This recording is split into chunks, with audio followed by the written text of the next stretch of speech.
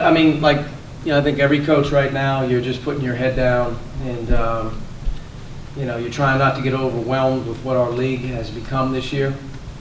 Ohio State is, without question, a Final Four caliber team and a team that has aspirations to do a lot of big things within our conference. They have the premier low-post physical presence in the country. I don't think there's another big guy in college basketball that commands as much attention as Caleb Wesson.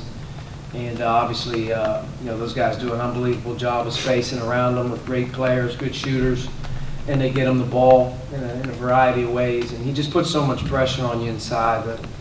But Ohio State, like their teams before, and the staff does a great job of preparing them. They play as hard as anybody. They're as physical as anybody. And, they win with defense and toughness as much as they do with anything else. And, we're going to have to really be ready to, we're going to have to really be ready to go. We're going to play a very, cornered team, a team with, like I said, with a lot of togetherness, a team that's playing with good purpose. And, to me, this game tomorrow is going to be as hard as any we play. I think they're as good as anybody in the country.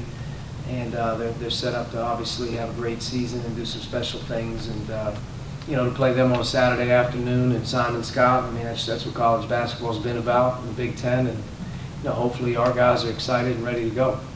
Good.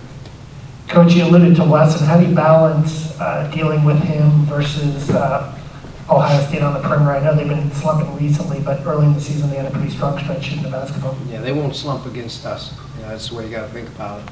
And they're very dangerous, but you have to pick and choose what you're going to do.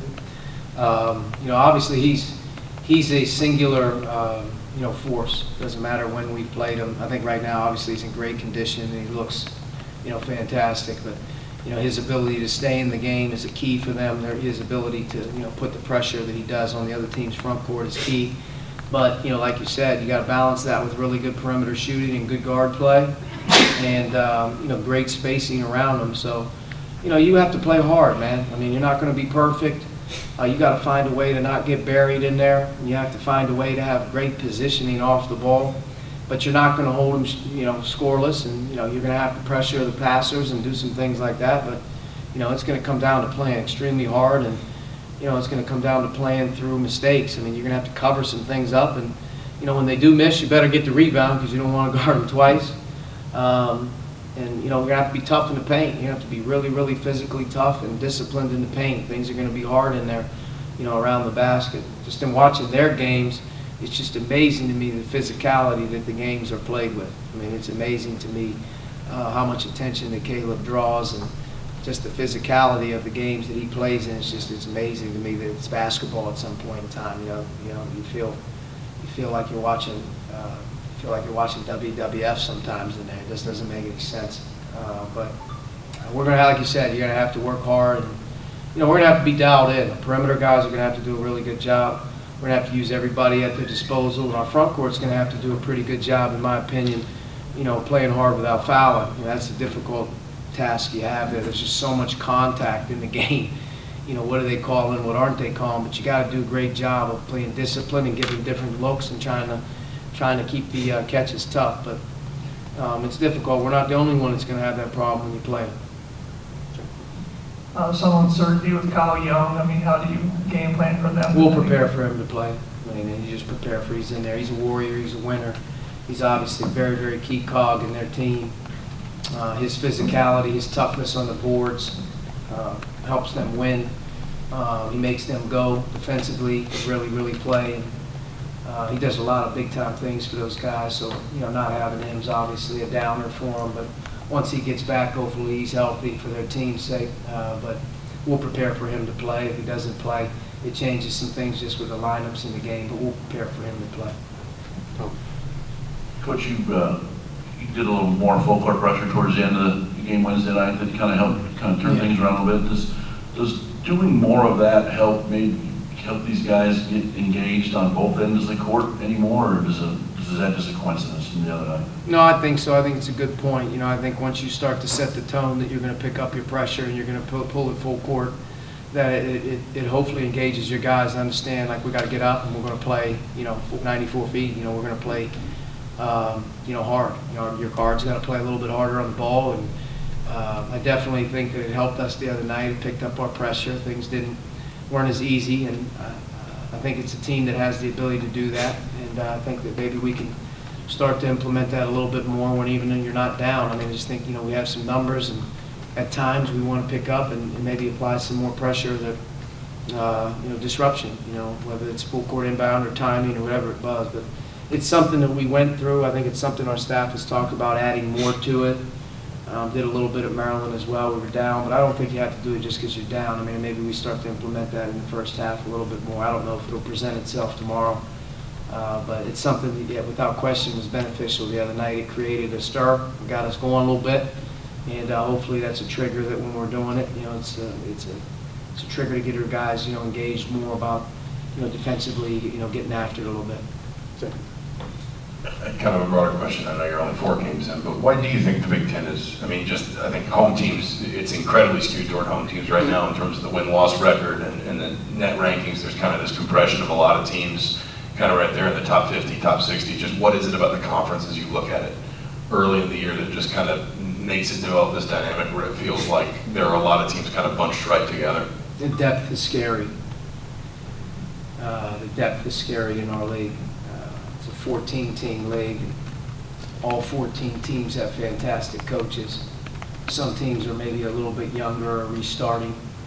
But when you start to look at the veteran players in the league and you start to look from top to bottom, these guys have now been through the league a few years. You're starting to see teams that can advance in the NCAA tournament that, quite frankly, could be a 10 seed in your conference tournament. I mean, it's a very scary league when it comes to the depth of the league in terms of how many teams in our conference are fighting for the same things. The non-conference slate that we've all played has given everyone a chance in the league to play against somebody with an unbelievable resume every night. And your conference record in our league, in my opinion, should not penalize you at all. The quality of the games that you're playing and the win-loss record is one thing, but the fact that you can garner so many wins in our league, whatever that number is, the quality of that win goes, way up in terms of resume building. Every league's good. I'm not here to talk about any other league because I'm not in them, but I just don't see the depth across college basketball that the Big Ten has. It's unprecedented in terms of how many games every night the quality of the opponents going into the games are in, and every win is just so crucial. It's so crucial, and you're going to have some teams struggle. You're going to lose a couple. You're going to lose a couple on the road. You may lose a few more than a couple. But I don't think it's going to be uncharacteristic to see teams lose games in our league, and I think the national media will say what's wrong, or boy, they're on a 2-game skid. I just don't think you can blink, you can't flinch. I think it's going to be a part of everyone's deal this year. If somebody runs through this league this year, they are really good. They're just really good because there's not very many nights off. The home floors are so tough. Coaching is good and players are good. Mike. And you went with 6 guys in the comeback the other night. Is that where you kind of go with at the outset there with those guys and go from there? We're playing to win, and we got to play with the guys that are doing the best job. And I felt like in that game, right around the 10-minute mark, 8-minute mark, there was a group that got going, and we rode it. I mean, that doesn't mean that's going to be the recipe for every game, but I think you got to be dialed in right now. You got to have a great attitude. You got to be coachable. You're going to have to be about the right things when it's not your night. We've talked a lot about that with this team. And, some nights we get off to a slow start, or there's a good run, and next thing you know, something goes bad. What happened? Well, we can't really rely on depth sometimes if it's not going well with certain guys. We'll have to go with the guys that are playing well, and I think that's what happened the other night. There may be a different group tomorrow. Hopefully we do have a group that plays well together tomorrow, and we'll play with it. But, I expect everybody on our team to have a good mindset. We had a good mindset today in practice. We had good talks this morning, and the fact that we won the game on Wednesday night the way we won it, obviously shows that there's some pride, in the group.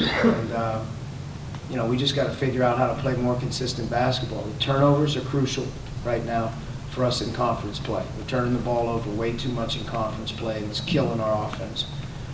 It's killing runs, it's killing leads. And then defensively, we're going to have to really buckle down and get better and keep working at it. What lesson would you like would you have liked for your team to have taken from the Northwestern game? And following that up, what are some of the points of emphasis? You touched on it, but what are some of the points of emphasis tomorrow? I would say the biggest lesson for our team, I hope that they took from the other night, is that if you as an individual player are about anything other than winning, it's going to contaminate our locker room, it's going to contaminate our bench, and you're not going to play well. And if you have a group of guys that are a little funky, then you're in some trouble.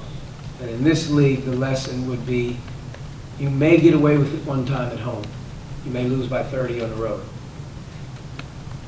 And I think with our team, I think you got to have a real sense of awareness right now about how important your minds are, how important the commitment level is to what we're doing.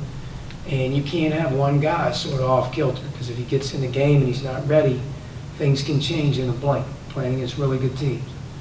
So my hope is that we get our minds right, we start to focus in a little bit better, and we start to have some of our leaders start to step up and communicate a little bit better, and keep it tight, stay focused right now.